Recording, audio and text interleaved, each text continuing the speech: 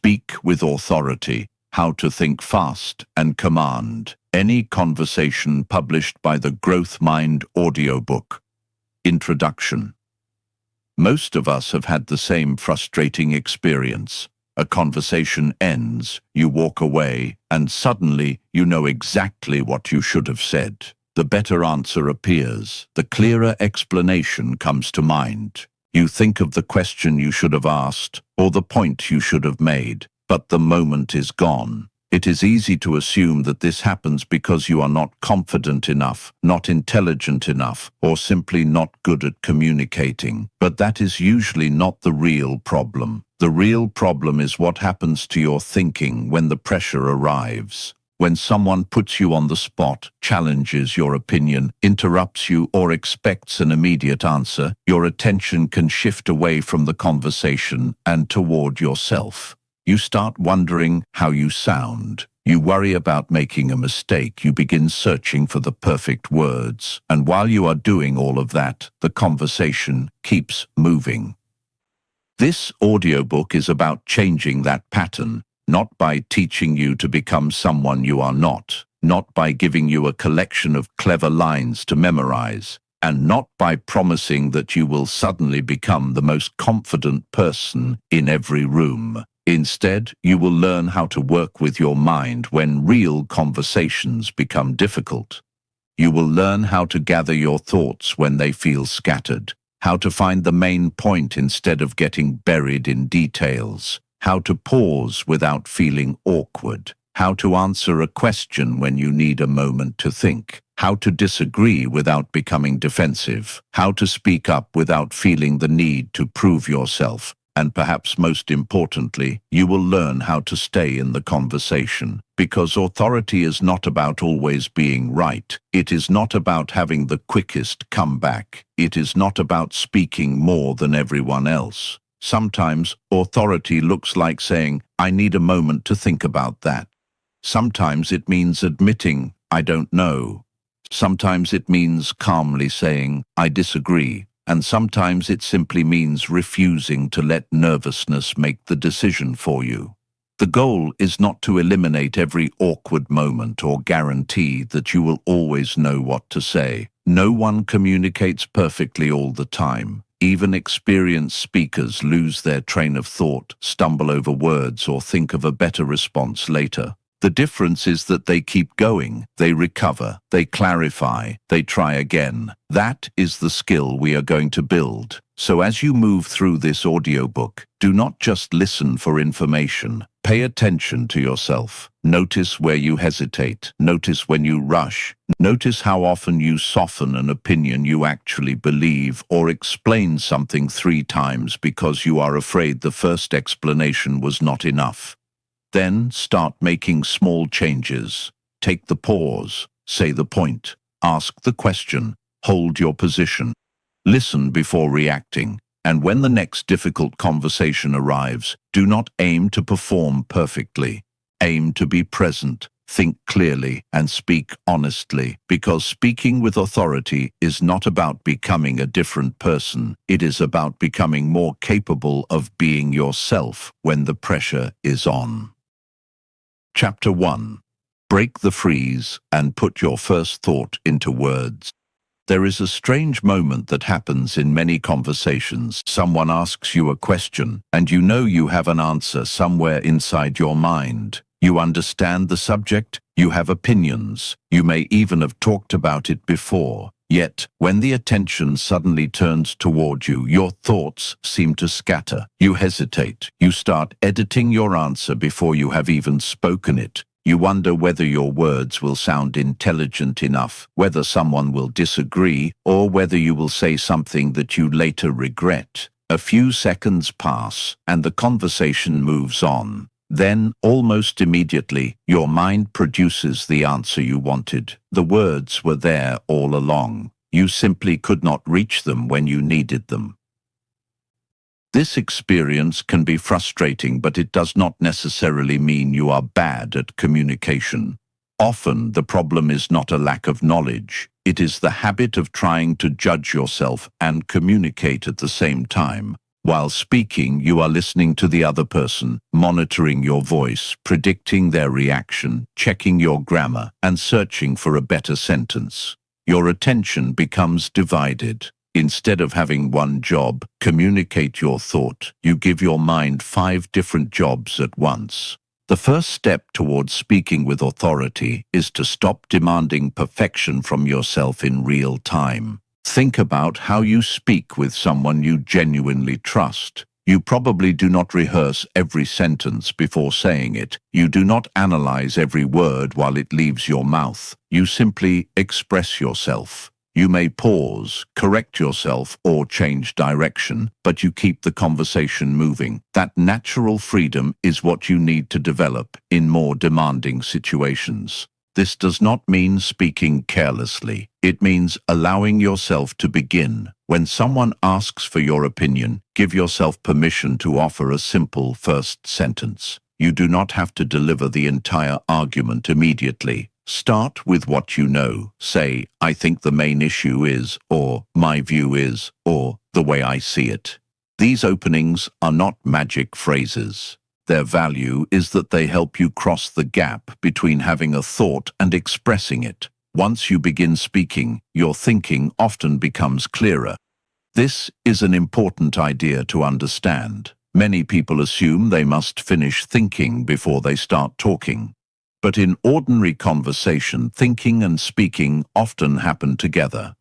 You begin with one clear idea, hear yourself express it, and discover the next part while you are talking. That is normal.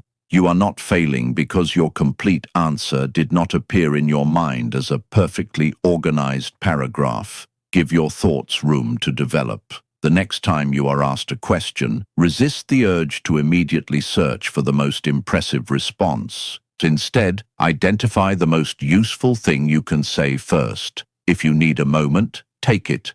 If your answer is incomplete, begin with what you know. If you realize halfway through that you need to clarify something, clarify it. Communication is not a performance where every sentence must be flawless. It is a process of making your thinking understandable to another person. You should also pay attention to the situations where you consistently become quiet. Maybe you avoid speaking in meetings because you assume someone else will have a better idea. Maybe you rarely disagree because you do not want to create tension. Maybe you wait until everyone else has spoken, only to discover that the conversation has already moved on. Start changing that pattern in small ways. Speak once in the next meeting before you feel completely ready. Ask a question instead of pretending you understand. Offer your opinion without adding 3 apologies around it. If you disagree, explain why without turning the moment into a confrontation. These small actions matter because confidence is built through evidence. Every time you speak despite uncertainty, you teach yourself that discomfort is survivable. Every time you express an idea and remain standing when someone disagrees, you become less dependent on approval. Every time you recover from an imperfect sentence instead of panicking, you become more comfortable communicating under pressure. Do not wait until hesitation disappears before you speak. Speak while the hesitation is still there. You may stumble. You may occasionally choose the wrong words. You may think of a better answer later. That is part of learning. The objective is not to eliminate every imperfect moment. The objective is to stop allowing the possibility of an imperfect moment to silence you. Your first thought does not always need to be your final thought. It simply needs to be the beginning.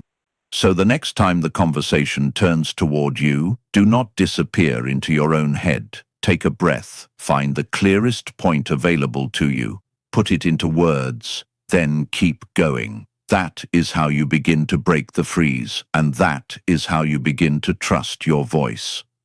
Chapter 2. Find the thread when everything sounds important. One of the biggest reasons people struggle to think quickly is that they try to hold too much in their minds at once. Someone asks a question, and instead of hearing one clear request, you suddenly notice 10 different things connected to it. You think about the background, you remember something you read, you consider what the other person might really mean, you predict what they could ask next. Before you have even answered, your mind is already running in several directions. Then you start talking, and the problem becomes obvious. Your answer has no clear center. You are not necessarily lacking intelligence. You are lacking a way to sort your thoughts while the conversation is happening. Strong communicators are not people who always have more information in their heads. Often, they are simply better at deciding which information deserves attention right now. They can look at a complicated situation and find the thread running through it. Once they identify that thread, they can follow it without getting distracted by every detail along the way. That is the skill you need to develop. Imagine someone asks you, "Why do you think this project is not working?" You could respond with everything you know. You could talk about the budget, the timeline, the people involved, the original plan, recent mistakes, and 10 other factors. But the listener may only need one thing from you: your main explanation. So begin there. Perhaps you believe the biggest problem is poor communication. Say that first, then explain why. If necessary, provide an example. You have just created a simple structure: point, reason, example. Instead of throwing every thought onto the table, you give the other person a path to follow. This is what organized thinking looks like in practice. Before you answer a question, quietly ask yourself, what is the person actually asking me? What is the most important part of my answer? What do I want them to remember when this conversation is over? Those questions can change the way you respond. Consider another situation. Someone asks, "Should we change the way we are doing this?" That question could lead you into a long explanation. Instead, decide what your position is.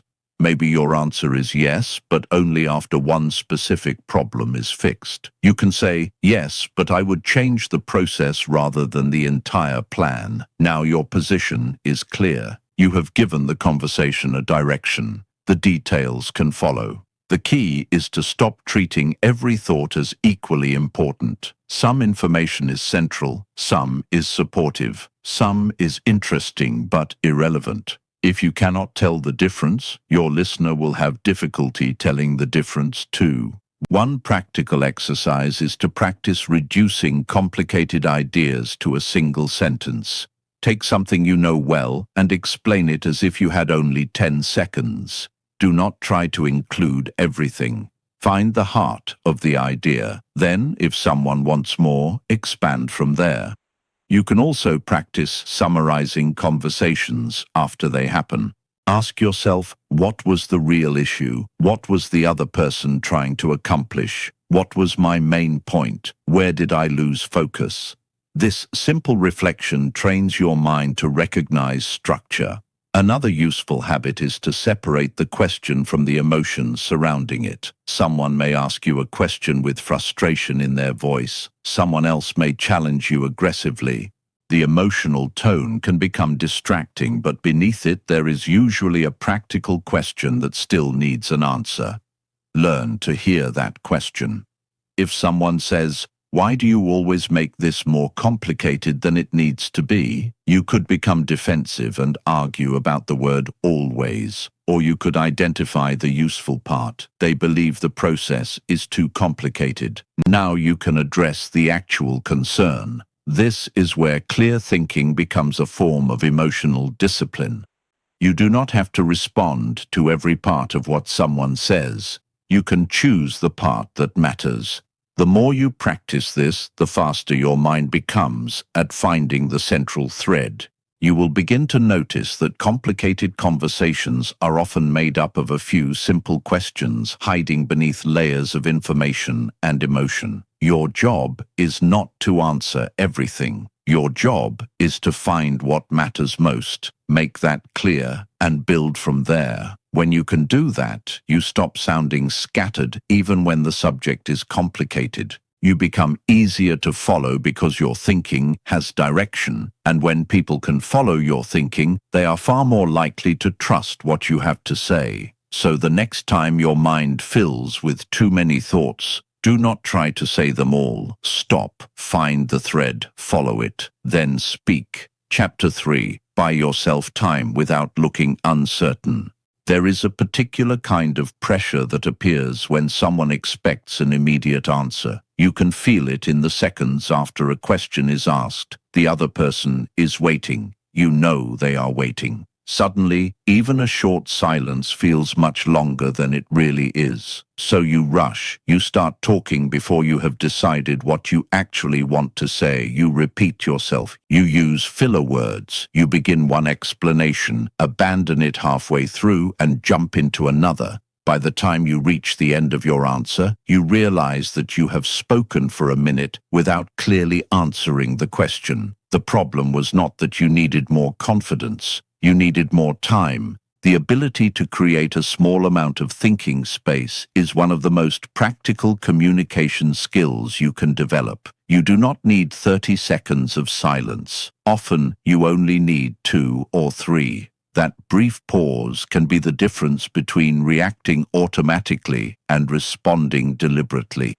The first step is to stop treating every pause as a sign of weakness. Confident people do not necessarily answer faster. They are often simply more comfortable taking the time they need. They understand that a thoughtful response is usually more valuable than an immediate one. Think about the last time someone asked you an important question. Did you feel that you had to answer instantly? If so, ask yourself why. Was the other person actually demanding an immediate response, or were you creating that pressure inside your own mind? This distinction matters. You can begin by allowing yourself to breathe before answering. A single quiet breath can interrupt the instinct to react. Look at the person, consider the question, then speak. If the question is unclear, ask for clarification. There is nothing weak about saying, "What part of that would you like me to focus on?" Or, "When you say that, do you mean?" A good question can save you from giving a long answer to the wrong problem. You can also briefly restate the question in your own words. For example, if someone asks, "Why did the plan fail?" you might respond, "If I understand you correctly, you're asking what caused the biggest problem."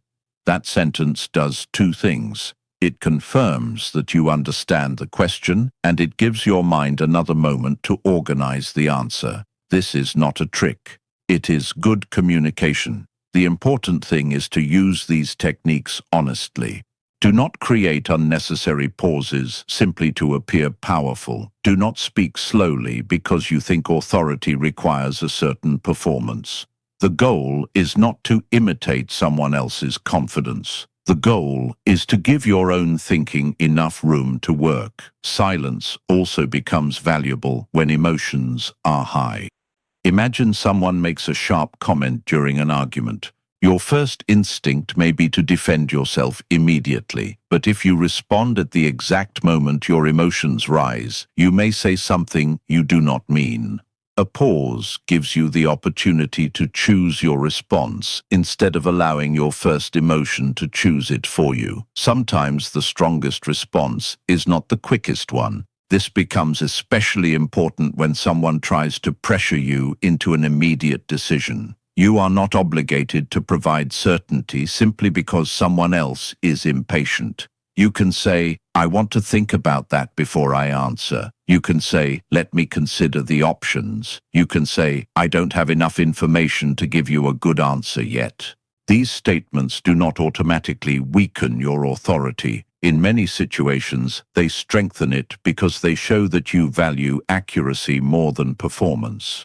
Of course, there are moments when you do need to respond quickly. A conversation may move rapidly, or someone may expect an answer without giving you much time. That is why the goal is not to become slow. The goal is to become comfortable enough with your own thinking that you can create a moment of space when you need one and respond quickly when you do not.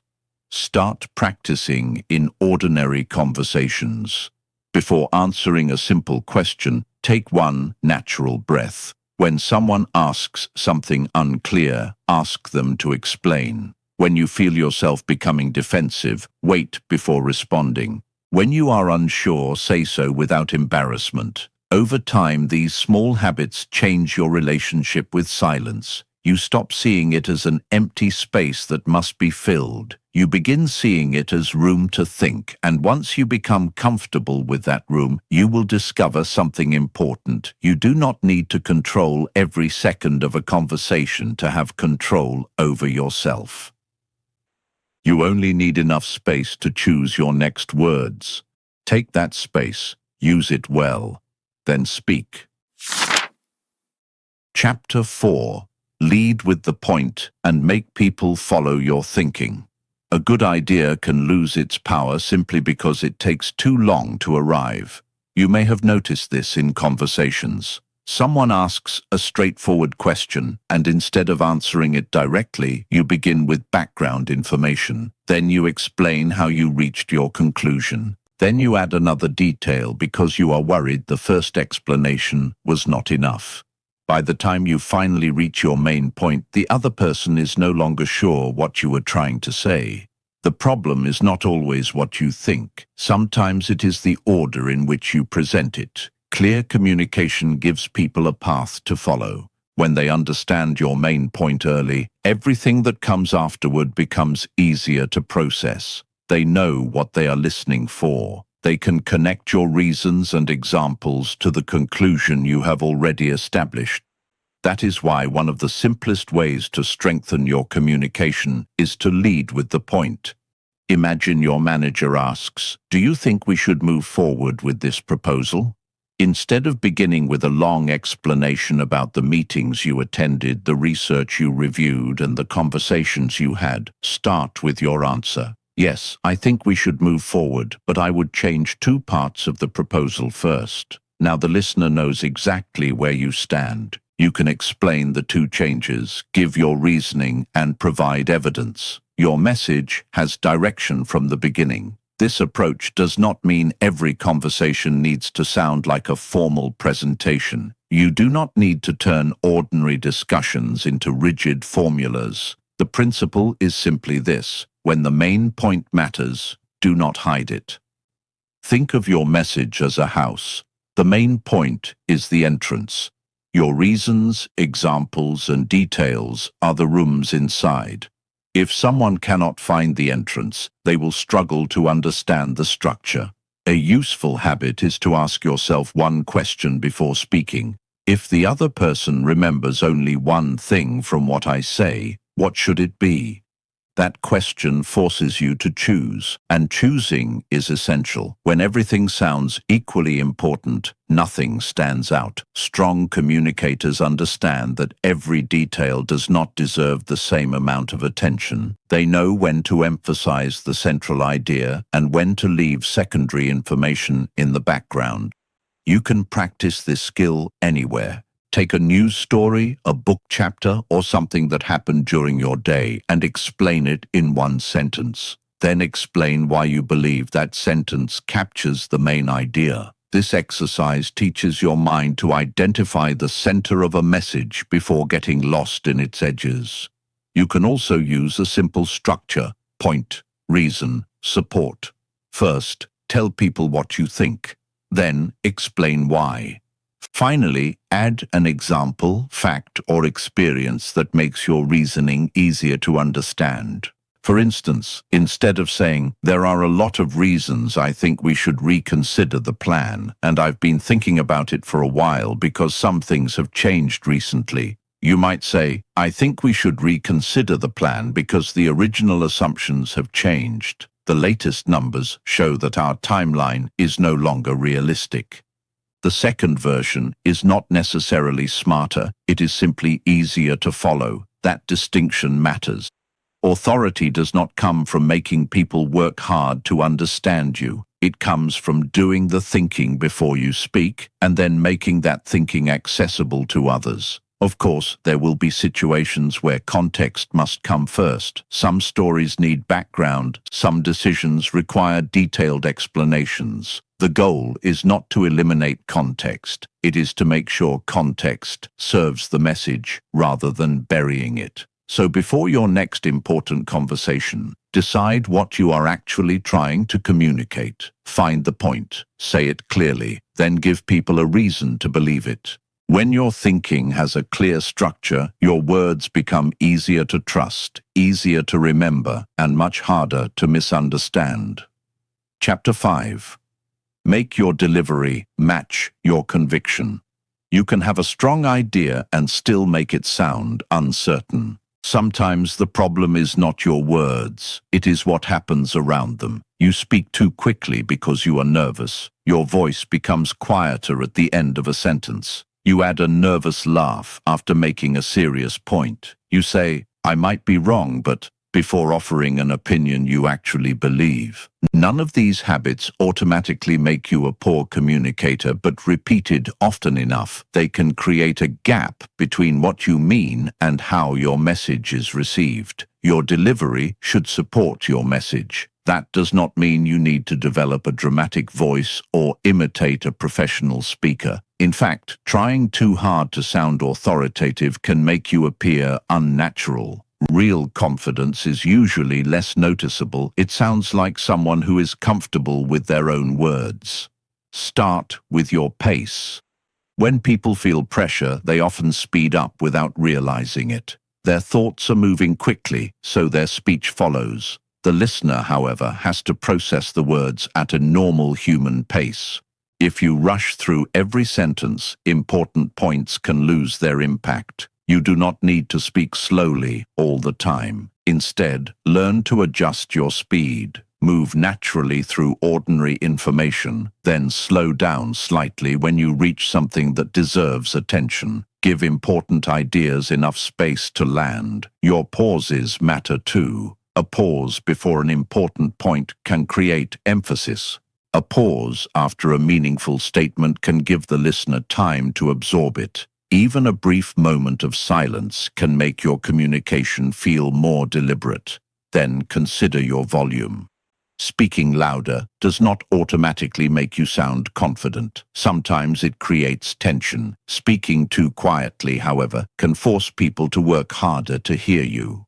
The goal is to make your voice easy to follow. In a group setting, project enough to reach the room. In a private conversation, adjust naturally to the environment. Your ending matters as well. Notice what happens when you finish a sentence. Do you allow your voice to fade away? Do you immediately add, "Does that make sense?" or "I'm not sure"? Sometimes these habits come from a desire to make sure the other person accepts what you said. But constantly asking for reassurance can unintentionally weaken your message. If you have made a reasonable point, let it stand. You can still welcome questions, you can still change your mind, but you do not need to apologize for every opinion simply because someone might disagree.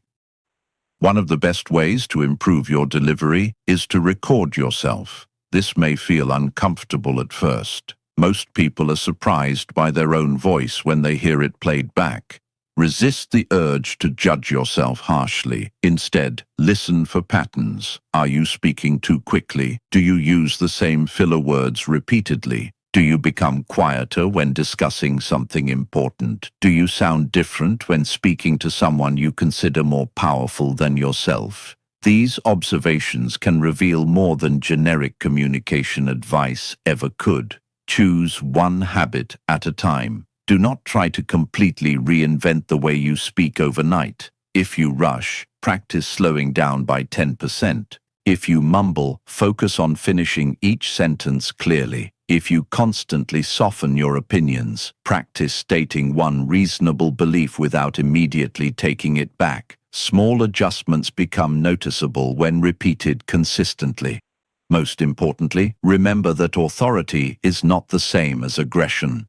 You do not need to dominate the room, speak over people, or force attention toward yourself. A calm voice can be authoritative. A quiet person can command respect. What matters is the alignment between your words, your behavior, and your level of conviction. When you believe something is worth saying, allow your delivery to reflect that belief. Speak clearly, take your time, finish your thought, and then give your words enough silence to be heard.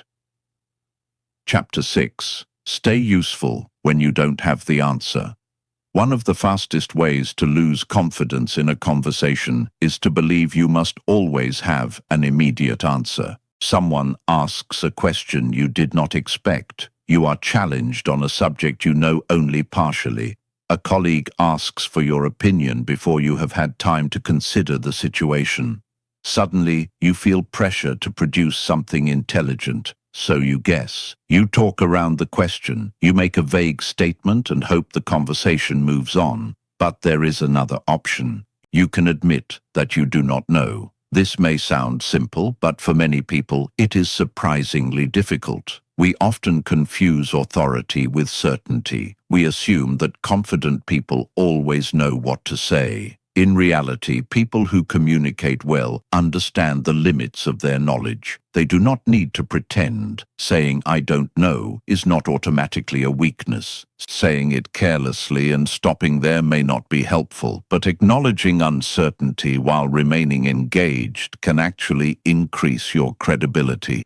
Imagine someone asks you about a topic you have never studied. You could invent an answer, hoping nobody notices. Or you could say, "I don't know enough about that to give you a reliable answer, but I can tell you what I do understand." The second response is honest, useful, and responsible. You have protected your credibility without abandoning the conversation. The key is learning to distinguish between different kinds of uncertainty. Sometimes you genuinely do not know the answer. Sometimes you know the subject but need more information. Sometimes you understand the issue but need time to form an opinion. These situations are different, and your response should reflect that. If you need more information, ask for it. If the question is unclear, clarify it. If you need time, say so. If you know part of the answer, explain that part and identify what remains uncertain. These simple distinctions prevent you from feeling trapped by the expectation of instant expertise. Consider a difficult question in a meeting. Instead of rushing into an answer, you might say, "I don't have the exact figure in front of me, but based on the information we have, the main concern is..." You have immediately separated what you know from what you do not know. That clarity makes your answer more trustworthy. Another powerful habit is learning to ask better questions. When you are unsure, curiosity is often more useful than confidence theater. Ask, "What information are we basing this decision on?" Or, "What outcome are we trying to achieve?" Or, "What part of the problem is creating the most concern?" A good question can reveal the information you need to provide a better answer. It can also slow down a conversation that is moving too quickly. Of course, there will be moments when someone expects you to know something you reasonably should know. In those situations, honesty does not remove responsibility. If you were supposed to prepare better next time. If you made a mistake, acknowledge it. Authority does not mean avoiding accountability. It means facing reality without hiding behind excuses. This is where genuine confidence separates itself from performance. A person who pretends to know everything becomes fragile because every question is a threat. A person who accepts what they know and what they do not know has more room to think. So practice saying the truth about your knowledge. Say, "I don't know." Say, "I need to check that." Say, "I haven't considered that angle yet." Say, "Let me think about it before I give you an answer." Then follow through. Get the information, return to the conversation, correct yourself when necessary. The goal is not to become someone who always has an answer. It is to become someone whose answers can be trusted. When you stop trying to appear knowledgeable at all times, you free your mind to become genuinely useful. You can listen more carefully, ask better questions, think more deeply, and respond with greater accuracy. And sometimes, the most authoritative thing you can say is not the answer everyone expects. It is the honest answer you are actually prepared to stand behind. Chapter 7. Hold your ground without turning every conversation into a battle. Disagreement has a way of revealing what happens beneath the surface of your confidence. When someone challenges an opinion you care about, the conversation can suddenly feel personal. You may become defensive, start speaking faster, raise your voice, or feel an immediate need to prove that you are right. Sometimes you do the opposite. You retreat, agree too quickly, or stay silent because disagreement feels uncomfortable. Neither reaction gives you much control. Learning to communicate with authority means becoming comfortable with the fact that other people will not always agree with you. That is not a problem to eliminate. It is a reality to handle well. The first step is to separate your identity from your ideas. An opinion is something you hold. It is not something you are. If someone questions your position, they are not necessarily questioning your intelligence, character, or worth. Once you understand that distinction, disagreement becomes less threatening. You can listen without surrendering. You can question without attacking. You can change your mind without feeling defeated. And you can stand by your position without becoming stubborn. Imagine someone says, "I don't think your approach will work." Your instinct might be to immediately defend yourself. Instead, pause and ask, "What makes you think that?"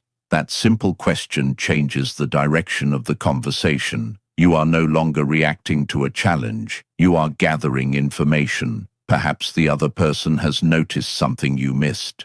Perhaps they have misunderstood your idea, or perhaps they simply have a different preference. You cannot know which is true until you listen. This is why strong communicators do not treat every disagreement as a contest. They investigate. Before defending your position, make sure you understand the opposing one. Ask questions. Listen for the reasoning beneath the conclusion.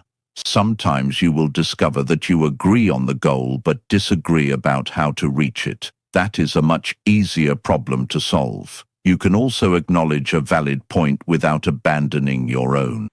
Try saying, "I can see why you would look at it that way, but I think the bigger issue is, this does not mean you are surrendering. It means you are showing that you are capable of hearing another perspective before explaining your own." That kind of communication requires emotional control.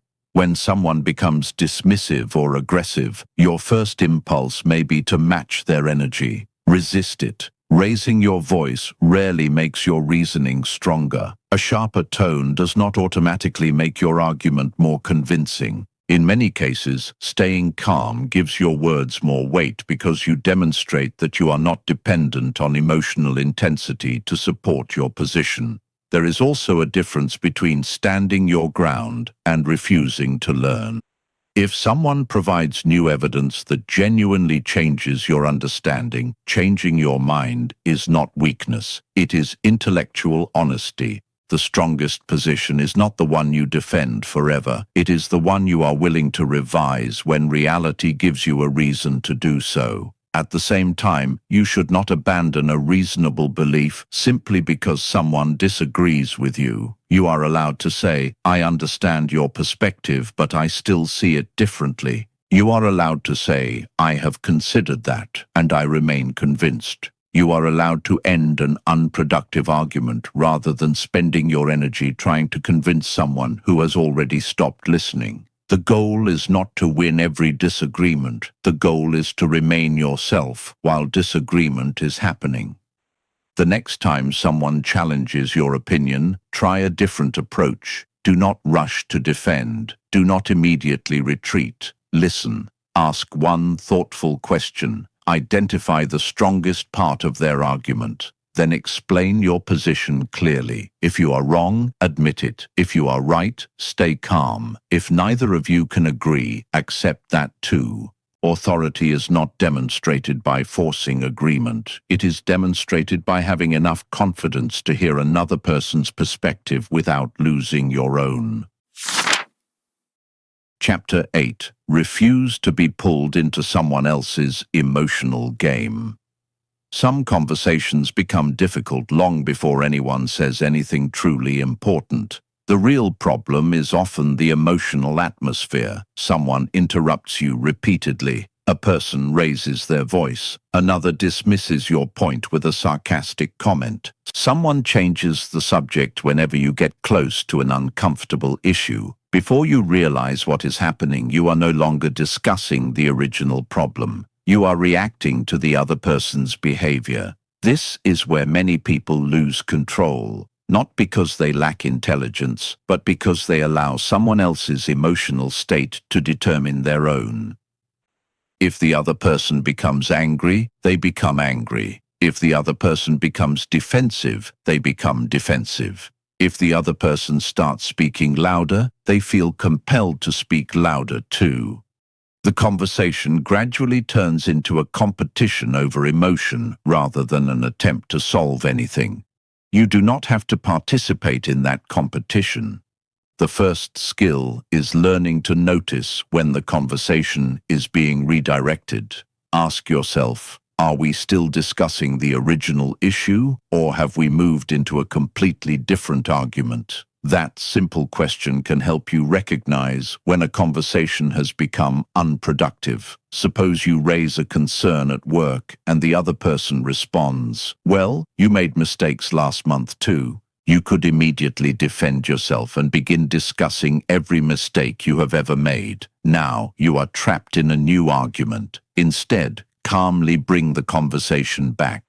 We can talk about that separately. Right now I'm asking about this specific issue. You have not attacked them. You have simply refused to abandon the subject. The same principle applies to interruptions. If someone repeatedly talks over you, you do not need to fight for control by becoming louder. You can calmly say, "Let me finish this thought, and then I'll listen to your point." If they continue, repeat yourself without adding unnecessary emotion. This is harder than it sounds, because most people want to be understood immediately. When they feel ignored, they become more intense. But intensity is not always persuasive. Sometimes it only creates more resistance. Calm repetition can be more effective. The same is true when someone makes a personal remark. You may feel an immediate urge to defend your character. Before doing so, ask whether the comment actually requires an answer. Not every provocation deserves your attention. You can say, "I'd rather stay with the issue we're discussing." Or, "If you have a concern about my point, address the point." Or simply, "Let's keep this constructive." These statements work because they redirect attention toward the conversation rather than the emotional performance surrounding it. Of course, not every difficult interaction can be solved through better communication. Some people are not interested in understanding you. Some conversations are genuinely unsafe or abusive. In those situations, authority may mean ending the interaction rather than trying harder to control it. Walking away is sometimes more intelligent than winning an argument. This is an important distinction. Controlling yourself does not mean controlling the other person. You cannot decide whether someone will be rude, aggressive, unreasonable, or manipulative. You can decide whether their behavior determines yours. That is where your power begins. The next time someone tries to pull you into an emotional reaction, create a small gap between what they do and what you choose to do. Breathe. Lower your pace. Return to the actual issue. Ask a direct question. Set a boundary if necessary. Do not rush to prove yourself. Do not chase every accusation. Do not allow someone else's anger to become your personality for the next 10 minutes. Stay with the facts. Stay with your purpose. Stay in control of yourself. The strongest person in a difficult conversation is not always the one with the best comeback. Often, it is the person who refuses to become someone they do not respect simply because someone else behaved badly. You do not need to win the emotional game. You can simply refuse to play it. Chapter 9. Make your ideas easier to understand and harder to ignore. Having a good idea is only half the job. The other half is helping someone else see why that idea matters. You may have experienced this yourself. You explain something you genuinely believe in, but the other person does not seem interested. You add more details. You give more reasons. You repeat the point from another angle. Still, nothing changes. The temptation is to assume they are not listening. Sometimes, however, the problem is not their attention. It is the way the message is being presented.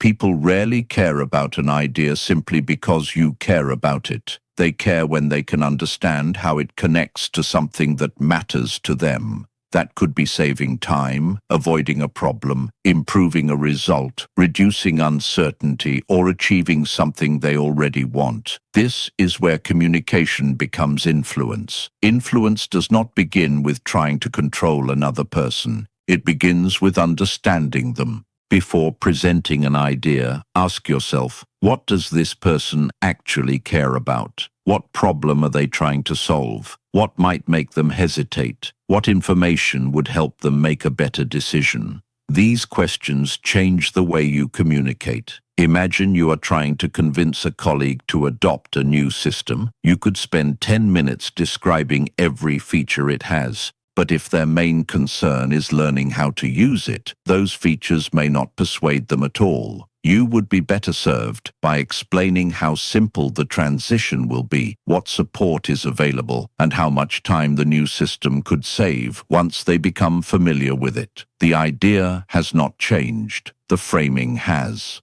This does not mean manipulating people by telling them whatever they want to hear. Genuine influence depends on honesty. If you exaggerate benefits or hide important drawbacks, you may win agreement in the short term and lose trust later. Instead, make your message relevant without distorting it. One useful approach is to connect an idea to a clear outcome. Explain what changes if the person accepts your suggestion. Show them what problem it addresses or what opportunity it creates. Examples can also make abstract ideas easier to understand. Instead of explaining a complicated concept for 5 minutes, tell a short story about how it works in a real situation. People often understand an idea more quickly when they can see it in action. Questions are another powerful tool. If someone disagrees with your proposal, do not immediately launch into a longer defense. Ask, what concerns you most about it? Their answer may reveal that you are solving the wrong problem. Perhaps they are not rejecting your idea itself. Perhaps they are worried about cost, timing, risk, or effort. Once you understand the real objection, you can address it directly.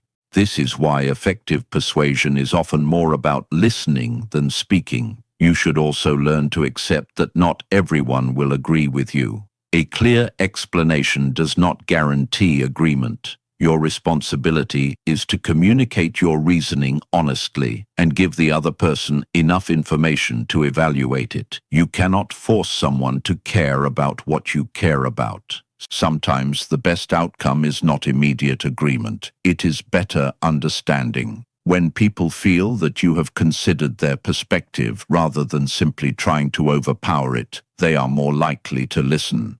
Even when they disagree, they may respect the way you presented your position. So before your next important conversation, do not ask only, how can I convince this person? Ask a better question. What would help this person understand why this matters? Then listen. Find the real concern. Explain the idea simply. Use examples when they help.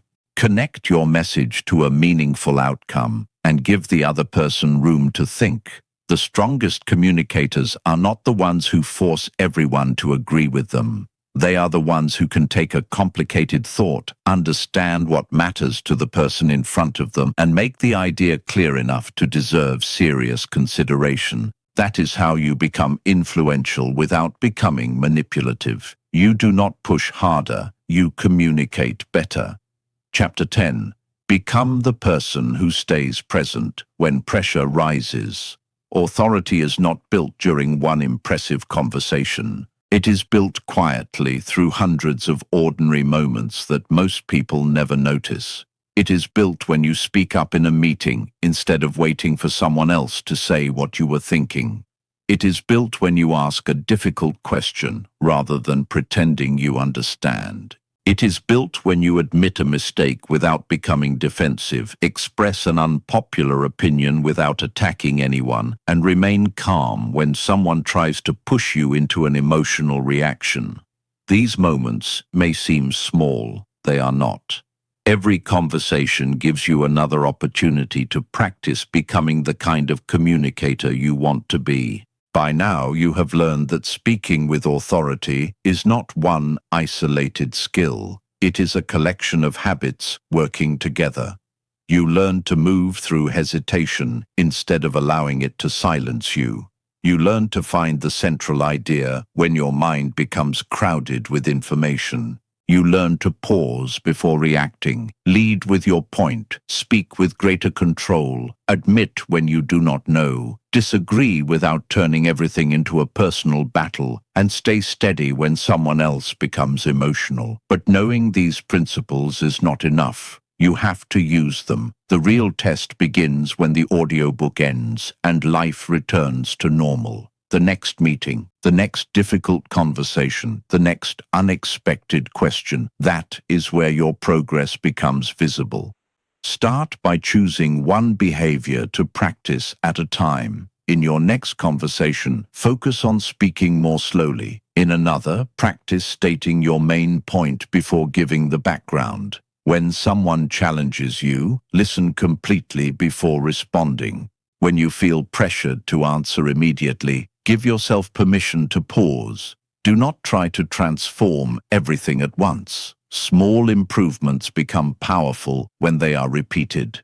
It is also worth reviewing your conversations after they happen, not with the intention of criticizing yourself, but with curiosity. Ask yourself, where did I communicate clearly? Where did I rush? When did I become defensive? Did I avoid saying something because I was afraid of how it would be received? Did I explain too much? Did I listen carefully enough? These questions turn everyday experiences into training.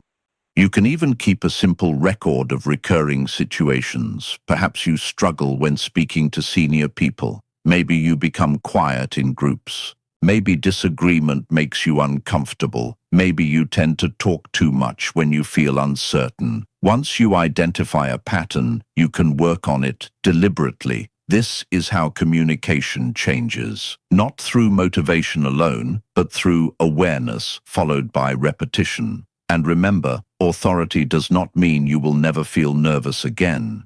You may still feel your heart beating faster before an important conversation. You may still lose your words occasionally. You may still walk away from a conversation and think of something better afterward. That is not failure. The difference is that you no longer allow those moments to define you. You recover, you clarify, you return to the conversation when necessary, you learn, you try again. Over time, something begins to change. You stop entering conversations with the constant question, how am I going to sound? Instead, you begin thinking, what needs to be said here?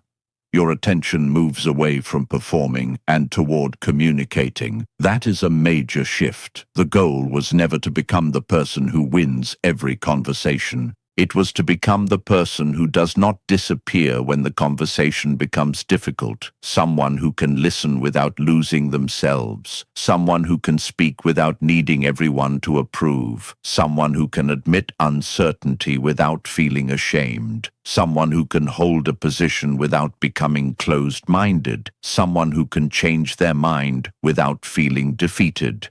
That is real authority. So take these skills into your everyday life. Practice them in small conversations before you need them in important ones. Speak when you have something useful to contribute. Pause when you need to think. Ask when you do not understand. Say no when necessary. Correct yourself when you are wrong.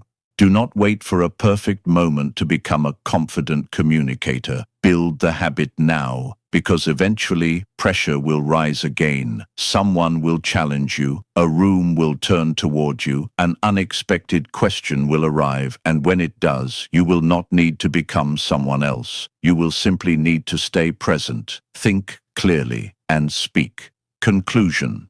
Say what you mean when it matters most. At the beginning of this journey, the problem may have seemed simple. You wanted to think faster, speak more clearly, and feel more confident when conversations became difficult. But along the way, you discovered that real authority is not created by memorizing clever phrases or learning how to dominate a room. It comes from something deeper, the ability to remain present when pressure rises. You learn to recognize hesitation without allowing it to control you. You learn to find the central point when your mind becomes crowded with too many thoughts. You discovered that a pause is not an admission of weakness, that saying, "I don't know," can be more credible than pretending, and that disagreement does not have to become a personal battle.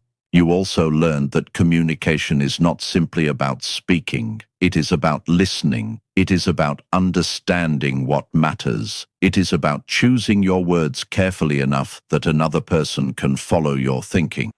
And it is about staying in control of yourself when someone else loses control of themselves. None of this means you will suddenly become perfect at conversation. You will still stumble over words. You will still think of better answers after an important discussion.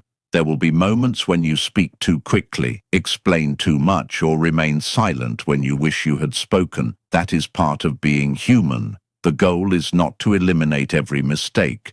The goal is to become better at recovering from them. So when you find yourself in the next difficult conversation, remember what you have practiced. Do not rush simply because someone is waiting. Take the moment you need, find the point, say what you actually mean. If you do not know, be honest. If you disagree, stay respectful. If someone tries to provoke you, protect your composure. If your idea matters, explain it clearly enough to be understood. And if you make a mistake, correct it and continue. Over time, these small choices will change the way you communicate and eventually the way you see yourself. You will begin to realize that confidence is not something you must feel before you speak. Often, confidence is what develops after you repeatedly prove to yourself that you can speak even when you feel uncertain. That is where genuine authority comes from. Not from having the loudest voice, not from winning every argument, not from making everyone agree with you, but from knowing that you can enter a difficult conversation, remain grounded, think clearly, and express yourself honestly. So stop waiting for the perfect words. Stop rehearsing the conversation you wish you had. The next opportunity is already coming. When it arrives, take a breath, stay present, think, then speak. Because your voice does not need to be perfect to matter. It simply needs to be yours, and you need to be willing to use it.